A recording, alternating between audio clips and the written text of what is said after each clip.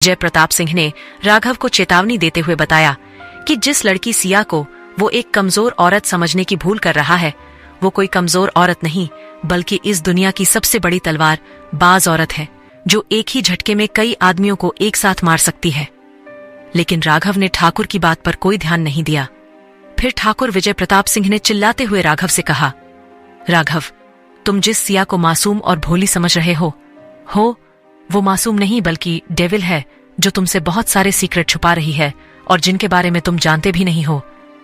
ठाकुर के मुंह से इतना सुनते ही राघव ठाकुर के पास आया और उसका कॉलर पकड़कर गुस्से में अपनी मुट्ठियां भींचते हुए बोला, खबरदार, अगर मेरी सिया के बारे में और एक लफ्ज निकाला तो तुम्हारी जुबान काट कर फेंक दूंगा। मेरी सिया कैसी है कैसी नहीं है, ये मुझे तुम जैसे राक्षस से पूछने की जरा भी जरूरत नहीं है। इसलिए अपना मुंह बंद करो और इंस्पेक्टर के साथ जाकर हवालात की हवा खाओ। लेकिन ठाकुर राघव की धमकी से कहाँ डरने वाला था। उसे तो बस कुछ भी करके राघव को सिया के बारे में सच बताना था। इसलिए ठाकुर ने सिया की तरफ घूरते हुए देखा और चिल्लाकर बोला, अरे ओ लड़की, अब इस राघव के सामने तू भीगी बिल्ली बनकर दिखा रही है। इसे भी अपना वही रूप दिखाना जो तूने मेरे सामने और इस धीमन के सामने दिखाया था। क्यों धीमन, बताना इन सबको कि ये लड़की क्या चीज है और इसने कैसे इन आदमियों का सिर धड़ से अलग कर दिया। लेकिन धीमन को इस वक्त पुलिस वालों के डंडों से अपनी सेफ्टी करनी थी, इसलिए उसने सिया का पक्ष लेते हुए कहा, नहीं राघव भाई, ये ठाकुर झूठ बोल रहा है। सिया दीदी ने कुछ नहीं किया, बल्कि इस ठाकुर ने खुद इन सबको अपनी तलवार से मार दिया और अब सिया दीदी का नाम ले रहा है ताकि ये खुद को इस जुर्म से आजाद कर सके। धीमन के मुंह से सिया की सच्चाई सुनते ही राघव ने ठाकुर की तरफ गुस्से से आग उगलते हुए देखा और फिर डीएसपी विनय की तरफ देखते हुए बोला, इंस्पेक्टर, अभी इस आदमी को मेरी नजरों से दूर ले जाओ, वरना मैं भूल जाऊंगा कि इस वक्त मैं आप लोगों के सामने खड़ा हूं और सिया की कसम इस राक्षस को यही के यही मार डालूंगा। फिर भले ही मुझे इस जुर्म के लिए फांसी हो जाए, मुझे मंजूर है। इतना कहकर राघव ने ठाकुर की तरफ उंगली दिखाते हुए गुस्से में बोला, ठाकुर विजय प्रताप सिंह, अब तू अपना मुंह बंद कर और चुपचाप यहां से चला जा, वरना कहीं ऐसा ना हो कि जेल में बैठने के लायक भी ना रहे। राघव का गुस्सा देखकर इंस्पेक्टर विनय यादव ने ठाकुर के हाथों में हथकड़ी लगाई और उसे वहां से खींचते हुए बाहर ले आया। ठाकुर के वहां से जाते ही राघव सिया के पास आया और उसे अपने गले से लगाते हुए बोला, अब तो तुम खुश होना सिया, तुमने यहाँ आकर अपनी दोस्त नेहा को भी बचा लिया और उन मासूम बच्चों को भी, और तो और तुम्हारी वजह से आज एक खूनी दरिंदा पकड़ा गया। I am proud of you Siya. Raghav की बात सुनकर सिया ने मुस्कुराते हुए कहा, नहीं राघव, ये कभी मुमकिन नहीं होता। अगर तुम मेरा कहना मानकर यहाँ वापस नहीं आते और पुलिस को यहाँ बुलाने का प्लान न बनाते। वैसे तुमने पुलिस को कब कॉल किया और वो बंदूक गाड़ी, ये सब कैसे अरेंज किया? सिया की बात सुनकर राघव ने मुस्कुराते हुए कहा, सिया, ये सब कभी नहीं होता अगर तुम मुझे 10 मिनट ना देती तो। वैसे ये सब कैसे हुआ, क्यों हुआ और मैंने सब अरेंज कैसे किया, इन सब की टेंशन तुम मत लो। अब मुझे बस यहां से निकलना है, इस रेगिस्तान में मुझे और नहीं रहना। आई कांट हैंडल दिस यार, फिलहाल चलो यहां से। इतना कहकर राघव ने सिया के कंधे पर हाथ डाला और उसे बाहर की तरफ ले जाने लगा। तभी धीमन अपने हाथ जोड़ते हुए उन दोनों के सामने खड़ा हो गया और अपनी गर्दन झुकाकर बोला, थैंक यू राघव भाई, आप लोगों ने मुझे पुलिस से बचा लिया। इसके लिए मैं आप लोगों का जिंदगी भर आभारी रहूंगा। जिंदगी में कभी भी अगर आप लोगों को मेरी जरूरत पड़े तो मुझे एक बार याद जरूर करना। मैं आप लोगों के लिए कुछ भी करने को तैयार रहूंगा।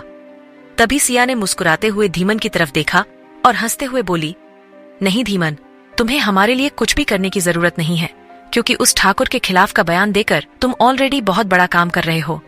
उसके अलावा तुम्हें कुछ और करने की जरूरत नहीं है। हाँ, हमें अगर तुम्हारी जरूरत हुई तो तुम्हें जरूर याद करेंगे। ठीक है, अब हमें जाने की अनुमति देंगे या यही अपनी बातों में बिजी रखेंगे? इतना सुनते ही धीमन राघव और सिया के आगे से हट गया। सिया और राघव वहां से निकलकर सीधा ठाकुर की हवेली गए और ब्लैक कलर की एसयूवी में बैठकर जैसलमेर एयरपोर्ट के लिए निकल पड़े। राघव और सिया अब एयरपोर्ट पर पहुंच चुके थे और मुंबई जाने वाली फ्लाइट भी रेडी थी। तभी राघव के फोन पर उसकी खास दोस्त नंदिनी त्रिपाठी का कॉल आया। फोन की स्क्रीन पर नंदू नाम फ्लैश होते देख राघव के चेहरे पर एक बड़ी सी स्माइल आ गई और राघव ने तुरंत कॉल रिसीव करके मुस्कुराते हुए बोला, हेलो नंदू, मैंने सिया को बचा लिया और अभी मैं उसे मुंबई लेकर ही आ रहा हूं। तुम सिया के वेलकम की सभी तैयारियां शुरू कर दो। मैं सिया को सीधा सिंघानिया पैलेस आऊंगा।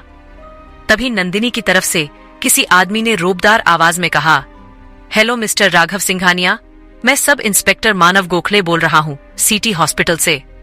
सिटी हॉस्पिटल का नाम सुनते ही राघव घबरा गया और घबराकर हड़बड़ाते हुए बोला, इंस्पेक्टर गोखले, आप? नंदू कहाँ है? क्या हुआ उसे? आप उसे अस्पताल क्यों लेकर आए हैं? वो ठीक तो है ना?